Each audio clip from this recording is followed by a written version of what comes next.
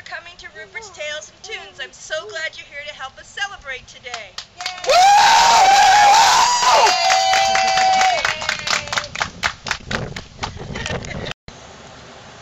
Our first book is called Rupert's Tales, the Wheel of the Year, and had Beltane, Litha, Lammas, and Mabon. And now, with our second book, we have the other 4 sabbats. And today, we're going to do 2 stories. The first is Rupert's Ostara Surprise, and the second one will be from our 3rd hardcover, which I'll tell you about in a little while. The first thing we're going to do, because I like having so much fun, is we're going to sing a song today. And this song, actually we're going to sing more than one song. The first song we're going to sing is called Bubbles! And you're going to help me sing it!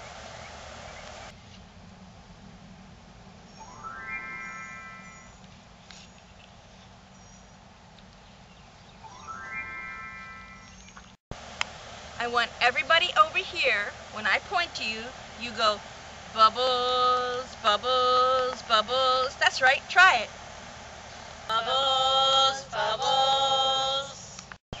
And everybody right here, I want you to go bubble, bubble, bubble, bubble, bubble, bubble, bubble, bubble, bubble, bubble, bubble, bubble, bubble. When you're done. And everybody over here, I want you to go. Have you got it? So everybody here goes bubbles, bubbles, bubble, bubble, bubble, bubble, bubble, bubble, bubble, bubble. Ready? Let's get started. Bubbles of magic, bubbles of light, bubbles racing through my heart, give my life its flight. Bubbles of laughter and of good cheer. Bubbles of magic is witchcraft and spells cast, prayers to the radiant Lord. Join the circle and join your hands, welcome aboard. Bubbles of laughter and of good cheer. Bubbles of magic is what you'll find here. Raise your voices and clap your hands. Take your tambourines, beat your drums all night long, and you know what I mean. Bubbles of laughter and of good cheer. Bubbles of magic is what you'll find here. Okay, now I know you all want to do it together, so go ahead. Good job, good job. Okay, so let's get on with the story. Again, today's story is coming from Rupert's Tales, Wheel of the Year. This is our 2nd hardcover. It's called from 4 stories from Samhain, Yule, Imbolc, and Ostara. We're going to read the 4th one today. But I'm going to read it. You're going to listen. Are you ready? Let's get started. Okay, and before we get started reading the story, I should introduce you to Randy. Randy is my assistant, but he's also my husband, and he's just as colorful as I am, as you can see. Randy's going to turn the pages for us because Rupert's artist's name is Tanya Bennington Osborne, and she's the one that has done all the marvelous, incredible illustrations for all of our books, including our coloring book, or we should call it the activity book. And this book has images from each of the sabbats from both books, as well as has some games and puzzles, and one of my favorite, the bubble song that you just finished singing, so you can sing it at home. And one more song that I love to sing, maybe you can sing it with me. It's called A Friend of Rupert. I am a friend of Rupert. So sing it with me. I'm a friend of Rupert, sing it loud and clear. If you're a friend of Rupert, then give a great big cheer. Yay! As a friend of Rupert, I know things to do. Reduce, reuse, recycle, it's up to me and you. Rupert is my friend, he always leads the way, reminding me to clean up each and every day. Reduce your trash and garbage, the stuff you throw away. Together you and I can find a better way. Everybody! I'm a friend of Rupert, sing it loud and clear. If you're a friend of Rupert, then give a great big cheer. Yay! Okay, so sit back and relax while we read Rupert's Ostara Surprise.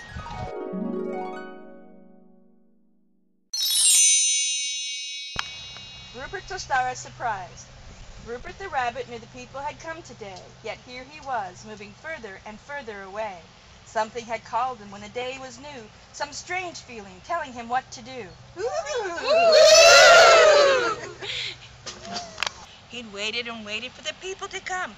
He loved to hear them laugh and sing and chant and drum.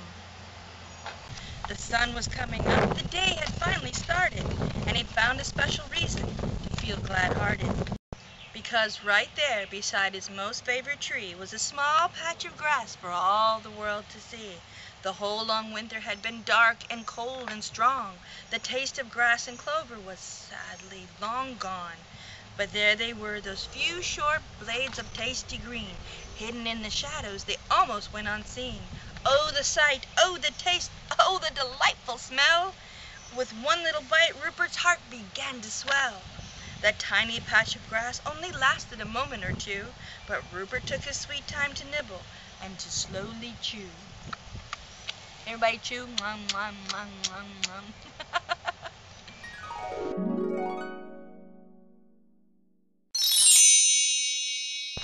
That's when he heard it, or maybe it was just a feeling, a strange prickly sensation that sent his senses reeling. He looked all around him, then up the tree and down the hill. Up the tree and down the hill. Come on with me. Up the tree and down the hill. One more time. Up the tree and down the hill. All right. Wondering what the feeling was that gave him such a thrill. For suddenly he had to go. He had to run to flee. It wasn't fear that filled him, just a sense of urgency. He looked around again, confused at which way he should go. He only knew he had to run, and he better not be slow. He saw the sun was rising, and his uneasiness increased. He knew now that was where he had to go, so he sped off to the east.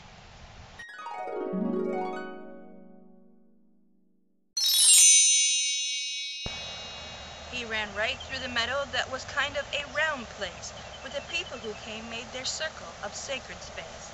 Then made a mad dash straight through the thick grove of trees, elms, oaks, birch, and cypress with their long, knobby knees. Under the branches, through the bushes, and up a small dirt mound. Rupert was getting tired, and his heart was starting to pound. It was here he heard a whisper somewhere inside of his head, telling him not to run so fast, to walk a while instead. Because he was walking slowly, instead of running quite so fast, he began to notice things he would have otherwise run right past.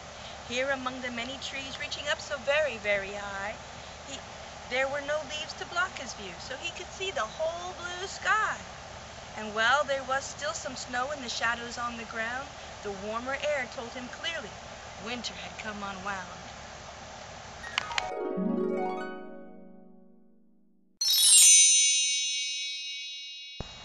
On the branches close to him, on the bushes and on the trees, he saw little buds were growing, coming out in twos and threes. And soon a voice said in his ear, there will be flowers too, and then warm rains will come, making sweetgrass just for you. Rupert remembered he'd heard that voice before not so long ago. Although it sounded just as sweet, it also sounded kind of slow. Yes, that's true, my furry friend, the silvery voice did sing, for now the time is ripe to reawaken with the spring. The earth is reborn, another voice said, every year around this time, each plant and animal answering to nature's reasons and her rhyme. And that's when Rupert spotted him, the green man as a child. Instead of tall and green, though, he looked young and kind of wild. His face was in the bark of an oak tree not too far away. His long arms were made of branches that were colored brown and gray. And there in the tree just above his head grew a small short pair of horns, reminding Rupert it wasn't just the plants that were each year reborn.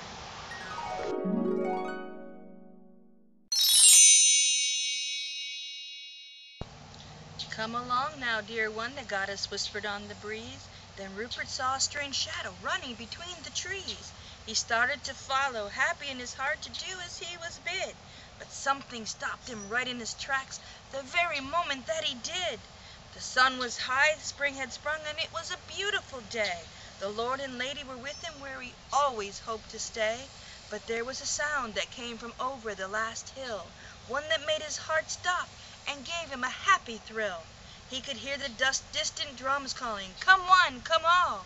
But that's not what he was doing. Oh no, not at all. Has anybody here been to a drum circle before? Yeah! You like drum circles?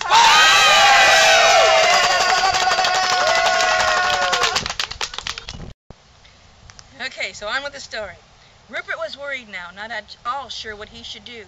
He loved the Lord and Lady, but he missed the people too. "You're growing older now," the lady sang in his long brown ears. "You can watch the people again and again for many years."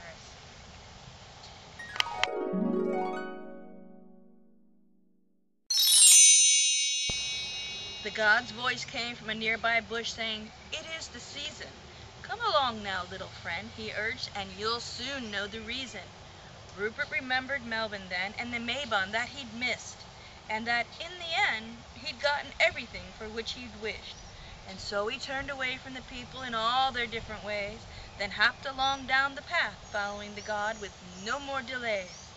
As he trailed along behind the shadow, he sometimes thought he could see the face or dress or hand or foot of the goddess hidden in a tree.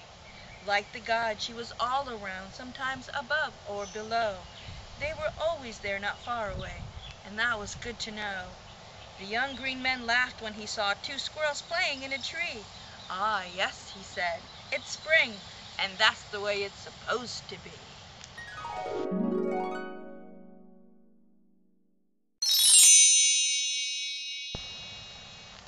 "Yes," the lady said, "and Ostara is the name the people call this day. You'll know it, my little friend, because it's marked in a very special way. The wheel of the year is turning again as spring has come our way. And now," the god explained, "time is equal, both in the night and the day." Rupert remembered Mabon and the equinox way back in the fall, and he knew he could remember this one without any problem at all. Yes, now is a time for rebirth and planting, along with many other things. People began to sow their seeds and plow the land, and some have a bell that rings. Ding-a-ding-a-ding-a-ding. Everybody together. Ding-a-ding-a-ding-a-ding. God laughed again, right out loud, as he seemed to do a lot.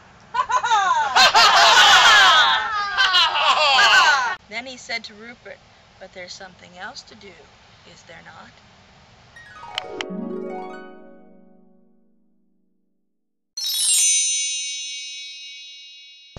That's when Rupert saw her standing quietly in a pool of warm sunlight.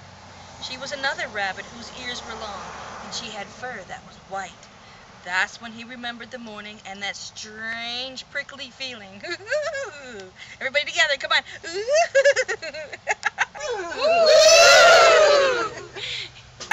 Again. Just because it feels good, right?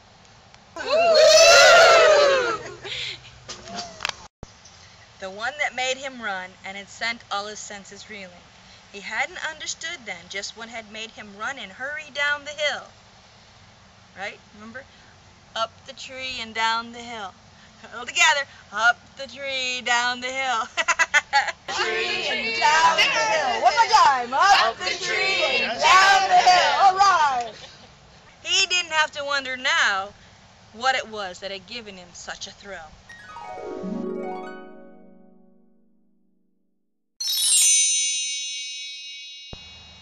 It was nature being nature that had made him have to run to flee.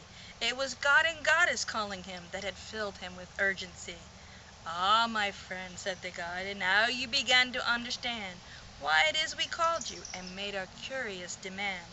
Everyone," the goddess said, "should have someone special for their heart, someone all their own from whom they hope they will never have to part."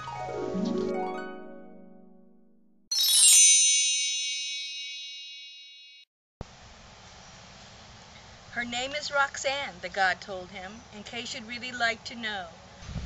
Roxanne! You'll like her, I'll bet. And look, her fur is just as beautiful as snow. Now go on over there and say hello, the Lord told Rupert with a smile. Talk and laugh and get to know each other. That might take a little while. Rupert knew they were right, the Lord and the lady, and everything they said. But still he stood there trembling, not knowing what to say or do instead.